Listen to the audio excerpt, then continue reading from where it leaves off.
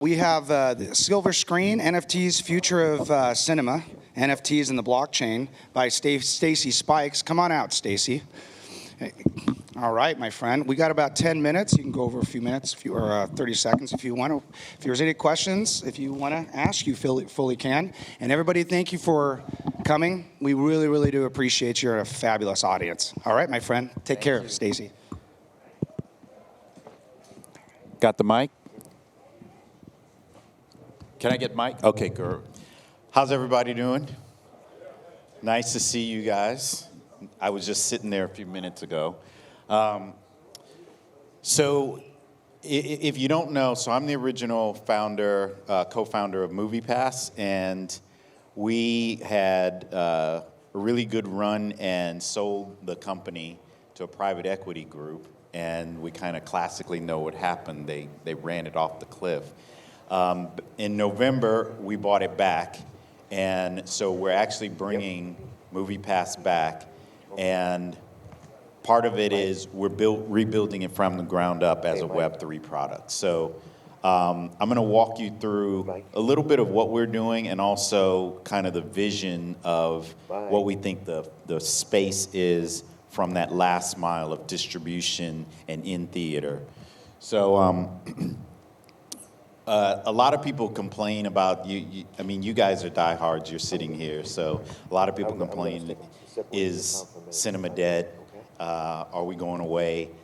Clearly, we're bullish on it. That we don't believe that. And okay, there you go. All right.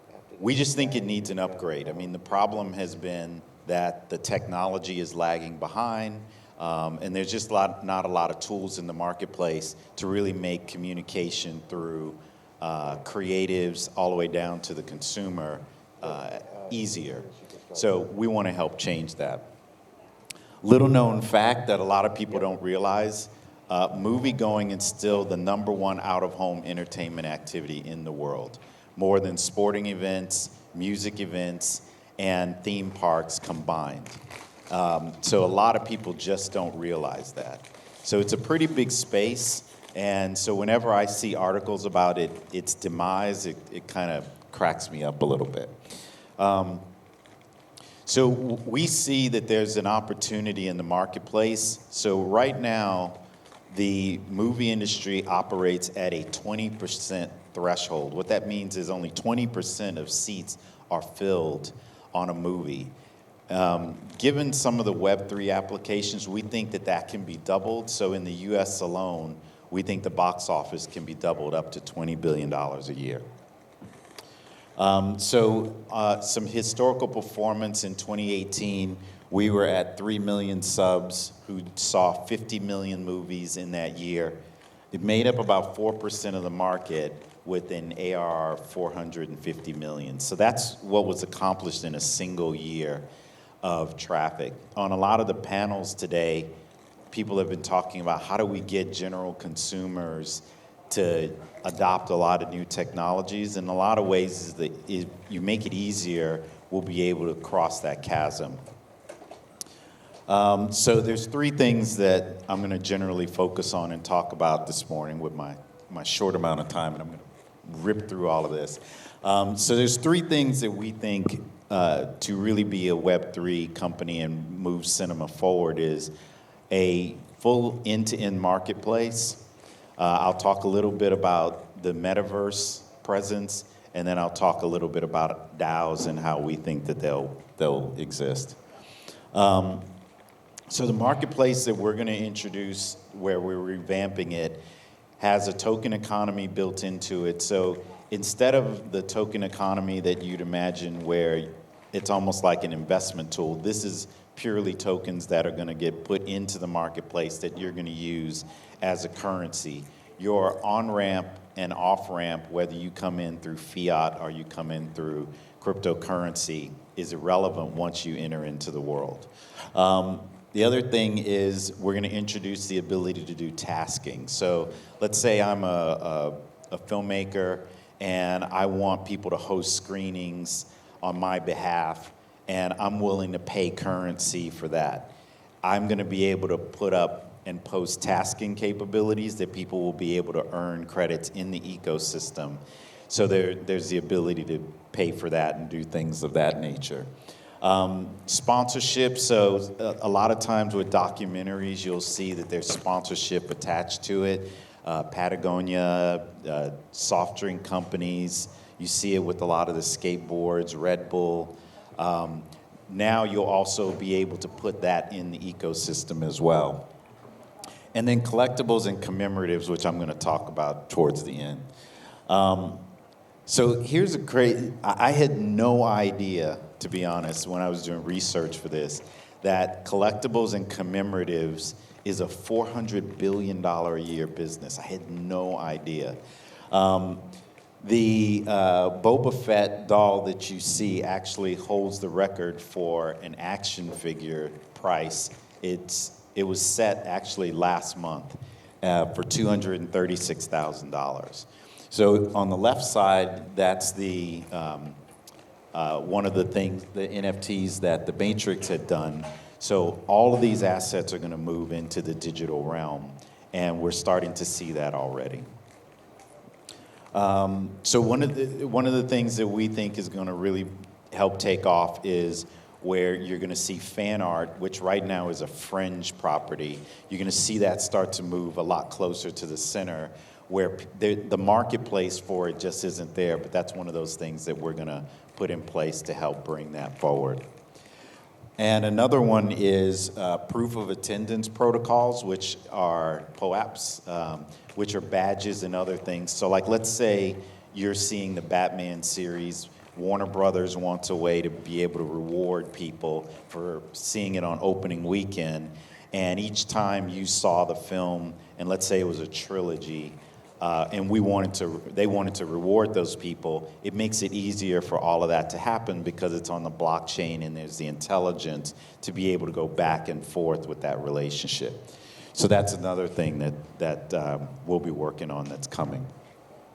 For the metaverse, what we see is a hybrid where imagine this room was a theater and there's 200 seats in it, but also there's 50 digital seats that you'd be able to also go into that screening that's going to start at 7 o'clock and see the movie that everyone else is seeing. When it starts, it starts. When it plays, it plays. There's no pause button. But you could buy a ticket and see it simultaneously, but you would buy it locally through the theater that you would normally go to. So it's a way to bridge that 2.0, 3.0 and pull the metaverse and IRL. And we look at it a lot like the sports industry, where I can go to the game, but I can also watch the game from home. But when the game starts, it starts. So DAOs, we're starting to see a lot of different things with the DAOs where people are largely doing what we call production DAOs. And those production DAOs are kind of top down, and we look at it as kind of Kickstarter 2.0 with ways that you can fund a project. What we're looking at is it from a different perspective of what we call a purchase DAO. And a way to think of purchase DAOs is where a group of people come together and they use their purchasing power. So REI or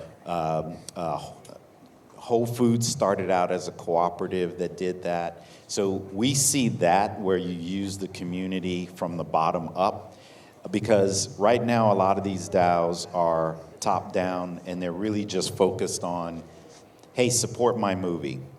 But from the bottom up, it's support my movie by buying a ticket rather than, because the filmmaker really wants their film to be seen, right? But a lot of the production DAOs don't have that initiative on the back end, and that's where we want to focus on that last mile. So I got 60 seconds, and if anybody has any questions, I will take a question and answer it. I ripped through all of that, so I know there was a lot that I threw out there. Anybody have any questions? Yeah. Within 3 inches. Because we look at the pipe. Yeah. Yeah, so got 30 seconds. So the purchasing DAO is So if you're a member of REI has members, and a member joins, and they give $20 a year. REI takes that money, and they basically buy a lot of camping equipment and stuff. And if you're a member, you get to come in and you get a membership discount, and then they resell that equipment. What we're planning is MoviePass customers, that base, will do a deal with the filmmaker and say, hey, we'll buy $20 million worth of your tickets. In exchange, you're going to give a portion of the IP to the DAO. And then that way, you're doing it from the purchase level rather than from top down. Because I grew up in distribution, and the problem was filmmakers didn't have a way. So you made a movie, but no one saw it, right? So we want to incentivize the base to be able to ensure that the movies actually get seen by purchasing the tickets, and people can actually go to the movie. Make sense? Great. Now, wait very much. a second, Stacy. Hold on. Guess what? We are going to have a little 10-minute intermission. They're going to be hanging some banners, so we can actually take a couple more questions, my friend. There you go. Yeah. So, first and foremost, everybody, we don't want you necessarily to leave the audience, but every single time somebody comes up here, I hope you're, going in and talking to them, because they're absolutely incredible. Now, with NFT the movie, we're doing these documentary series. I am very, very interested in this platform, because what happens a lot of time in our blockchain crypto world is we want to create the entire universe by ourselves. And why would I ever do it when you've done it? Now, before I ask you a question, because I'm going to ask the first question. As a matter of fact, I'll just ask a question now. Okay. You had a door slammed right in your freaking face. Was that a good thing or a bad thing? Well, it's always a good thing. Yeah, tell me about it. Tell me a little bit about that. So we had gotten pretty big, lots of traction, had a great team. Ryan and the audience was on our team, and we sold it. And at the time, MoviePass was valued at around $500 million. And so it was going unicorn status, but the group came in and said, we'll take it from here. We know what we're doing. We're going to drop the price to $10. We're like, the average ticket in New York is $20. How are you going to have the business fly? It's not going to work. We got it. We know what we're doing. And in about 15 months, they were out of business. It went into bankruptcy. And we just couldn't let the story end there. I mean, too many people loved it. The brand was strong.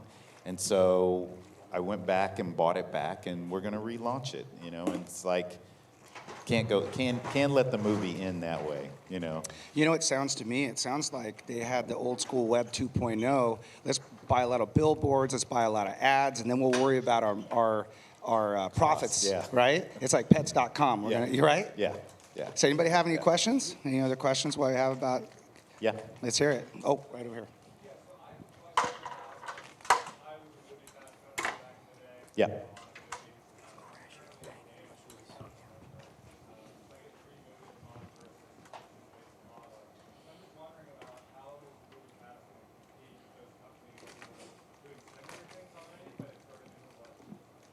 Yeah, so putting Web 2 or 3 aside for a second, the main difference is MoviePass, you'll be able to go to any theater you want, right? AMC, you can only go to AMC. So what we found was our average customer went to 3 different circuits, and during like Oscar seasons, they'll go up to as many as 4 different circuits. So AMC is not going to show everything. There's certain things, especially if you're on the East and West Coast. We found just people really want the variety to be able to go different places, but they don't want to have multiple plans. So that's where I think it's going to be a space that people can have different things they want. If you live in an area that there's just one AMC near you, you're probably never going to sign up for MoviePass. But if you find yourself going to multiple theaters and you want to open your phone and just say, I want to go to see Top Gun, but I don't want to figure out where I need to go, it just makes your life easier, and there's a lot more variety in it. So that's the big difference. So we ran a poll and tested, and 75% of people said they wanted to be able to go to all theaters. Yeah. IP.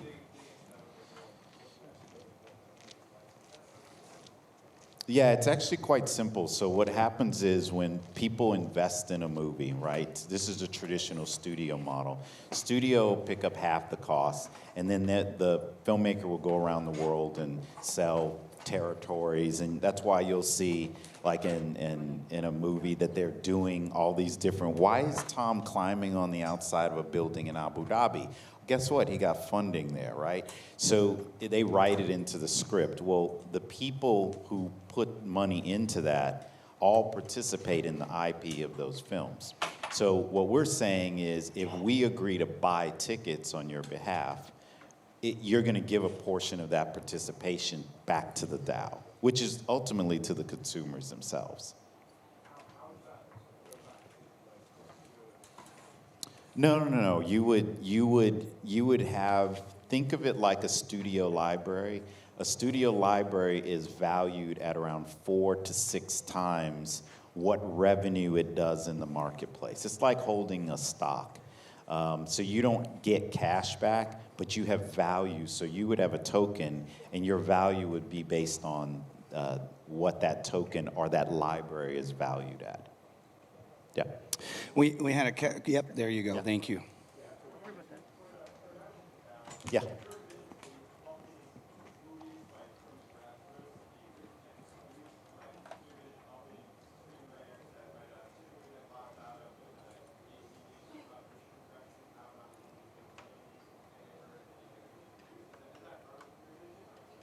To be honest, I would say that's not our expertise.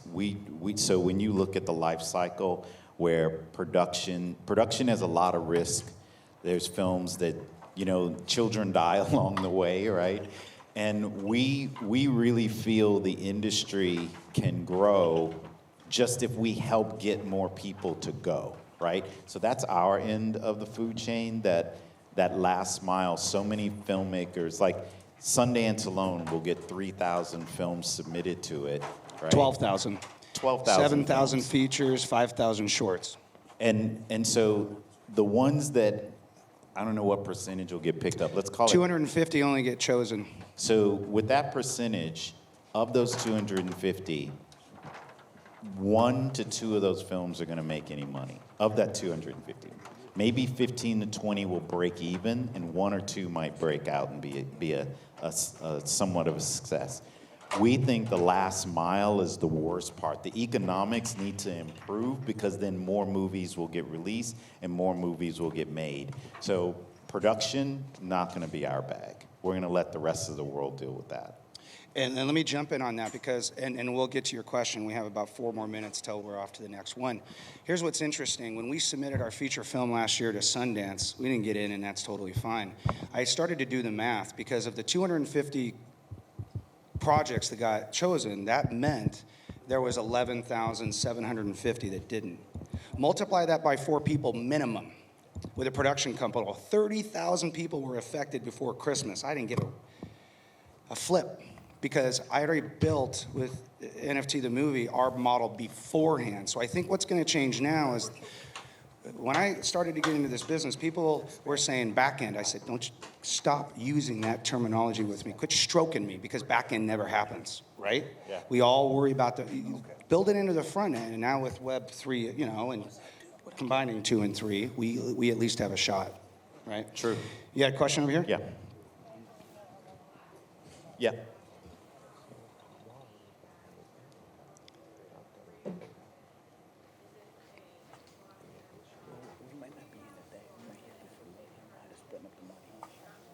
Yep. So, given the same way we like to operate is it's a universal platform. You can go wherever you want. So we would assume that the POAP is probably going to come creatively from 2 places: the studio itself and/or the studio promotional partners. So I'm going to use, I'm going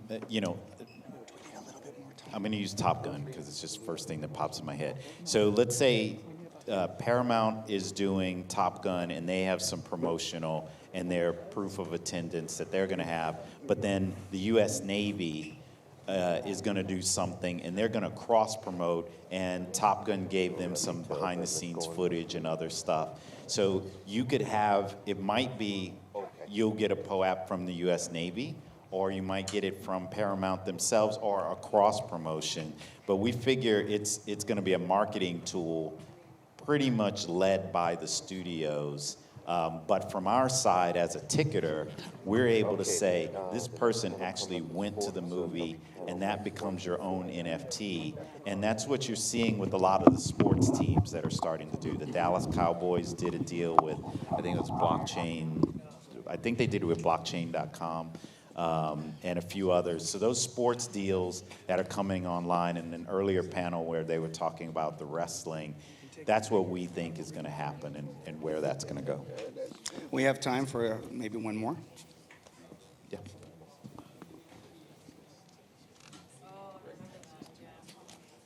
Okay, guys, there's rolling trash. That is part of the conversations. I know we're going to be talking to Polygon and a few others. So we want to try and be as universal and flexible, since it's kind of like, we don't care if it's this theater, we don't care if it's that studio. We want to be as universal as possible. That gives flexibility from the consumer side and from the marketing side. So if a studio, like, let's say Marvel does a deal and they only work with this group, we would be agnostic to that and be able to work with it and deploy across it. So that's how we would like to build it. Our mindset is always be as universal as possible. How do they contact you? How do they get in touch with you? How do people participate with you? Stacy@moviepass.com, and I can't believe I just gave my email out to everyone. It's easy. And if it takes me a minute, and the one thing is, don't send me a rambling email, make it 2 sentences and get to the point. That's the one thing, because when you're working and going fast, you don't have to give me a lot of backstory. Ask me a question, and that way I can respond to what you need. Absolutely wonderful. Thank you very much. Thank Stacey. you. That was fantastic, my friend. All right. Thanks, everybody. All right.